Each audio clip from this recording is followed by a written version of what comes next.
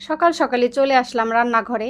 বেশ কিছু কাজ জমা আছে, অনেকগুলো প্লেটও আছে, কালকে মাজতে পারিনি অসুস্থতার কারণে।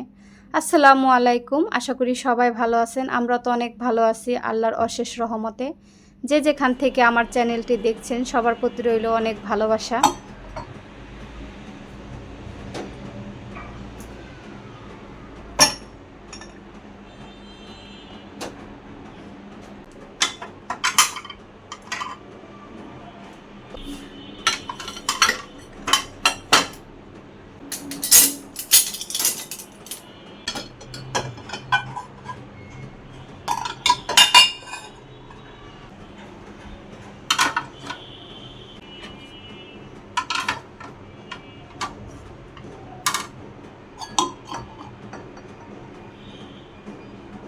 কাজটা আমার গুছানো শেষ হয়ে গেছে। দেখেন সব কিছু আমি মুছে নিছি, আবার নতুন করে এগুলাকে এইভাবে রাখছি। এখানে চাপিগুলো আমি ধুয়ে নিছি, এটাকে একটু গুছিয়ে নিছি। পেঁয়াজ রসুন আলু রাখার ঝুড়িটা আমি মুছে নিছি ভালো করে। এই ডিব্বাগুলো সব একটু ক্লিন করে দিলাম। আবার প্রায় যদি একটু চুলা টুলা এইভাবে সাবান দিয়ে মোছা যায় তাহলে অতিরিক্ত তেলকাশটা ভাবটা হয় না। তা প্রায় আমি চেষ্টা করি একটু মুছে নেওয়ার। একসাথে পুরো রান্নাঘর অনেক দিন নোংরা হয়ে যাওয়ার পর যদি মুছামুছি বা ধোয়াধুয়ি করি তাহলে অনেক কষ্ট হয়ে যায়, শরীরের উপরে প্রেশার পড়ে যায়। তাই একটু প্রায় চেষ্টা করি একটু তেলাক্ত ভাব হইলেই আমি সেটাকে এইভাবে ঘষে তাড়াতাড়ি পরিষ্কার করে নেওয়ার চেষ্টা করি। এই তেলের বোতল টোতল এগুলো একটু আজকে ক্লিন করে দেবো। সব ক্লিনই আছে, তারপরে একটু দেবো। হালকা তেল চিটচিটে ভাব আছে, এগুলো ভিজাইতে দিচ্ছি।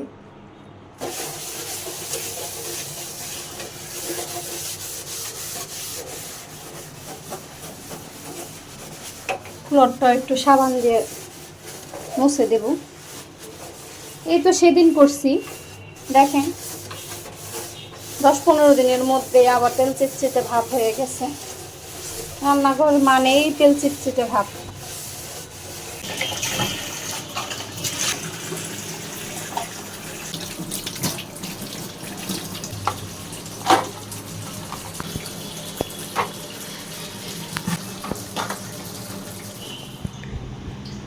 রান্নাঘরটা আমার পরিষ্কার করা শেষ, অনেক সময় লাগলো। নতুন করে আবার একটু পরিষ্কার করে দিলাম। দেখেন সব কিছু ক্লিন করে ফেলছি আমি। এদিকেও গুছাই দিছি, এগুলো সব মুছা টুইসা একদম পরিষ্কার করে সব গুছাইয়া দিছি। এদিকেও সব কিছু গুছাই পরিষ্কার করে ফেলছি। নিচের পাপুসটা আমি ভিজাই দিছি, গোসলের সময় ধুয়ে দেব। এদিকেও চুলা টুলা সব কিছু ক্লিন করে ফেলছি। দেখেন জালনা টালনাও এগুলো আবার নতুন করে ধুয়ে দিছি, আবার ধুয়ে দিলাম। একটু কিছু কিছু জিনিস ভরতে হইব, শেষ হয়ে গেছে।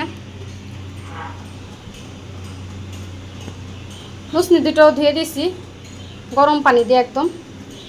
এখন এই দুটো রোদ্রে শুকা দেব। সব কিছুই গুছানো শেষ, সকাল সকাল উঠে আজকে এগুলা কইরা নিলাম।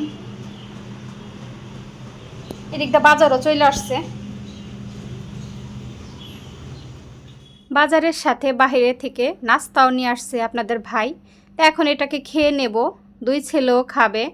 তো নাস্তা খাওয়ার পর রান্নাবান্নাটা শুরু করে দেব। আপু ভাইয়া আন্টিরা, যদি আমার চ্যানেলটি ভালো লাগে অবশ্যই একটা লাইক দিয়ে ভিডিওটা কন্টিনিউ করবেন। এই তো সব কিছু বের করে নিছি।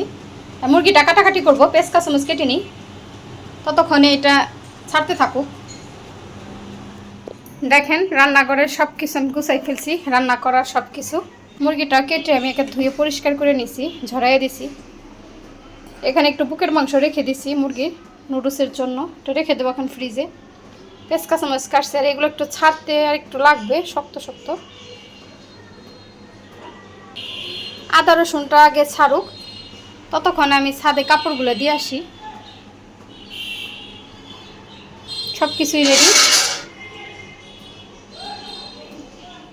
দুপুরে রান্নাটা কিন্তু আমার শেষ। দেখেন আমি মুরগির মাংস রান্না করছি। আজ বেশি কিছু রান্না করি নাই, যেহেতু অন্যান্য কাজগুলো আমার অনেক করতে হয়েছে, এর জন্য। দেখি কাপড়গুলো শুকাইলো কিনা।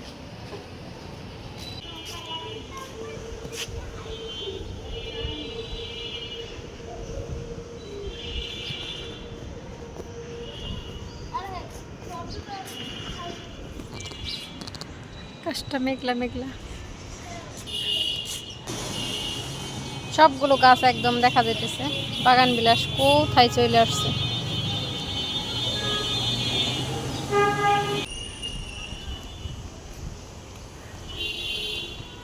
অনেক দিন পর ছাদে আসলাম। দেখেন একটা সুন্দর একটা ড্রাগন ধরছে, এটা ফেলে দিতে হয়। কত সুন্দর একটা ড্রাগন। এই পাশটা সূর্যের আলো দেখা যাইতেছে একটু।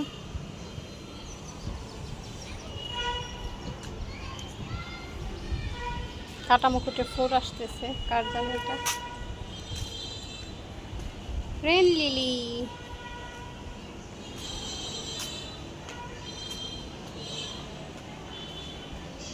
আমার কৈলাসটা সুন্দর হয়েছে দেখেন।